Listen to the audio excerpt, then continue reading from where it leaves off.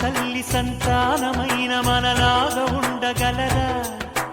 ఒకరు కాదు మనమిద్దరంటే ఎవరైనా నమ్మగలరా? నువ్వు పెంచిన పిల్ల పాపలకు కన్న తండ్రినైనా ప్రేమ పంచిన తీరులోననే నిన్ను మించగలనా? ఏ పుణ్యం చేశాను నేనీ స్నేహం పొందాను, నా ప్రాణం నీదైనా నీ చెలిమి రుణం తీరేనా?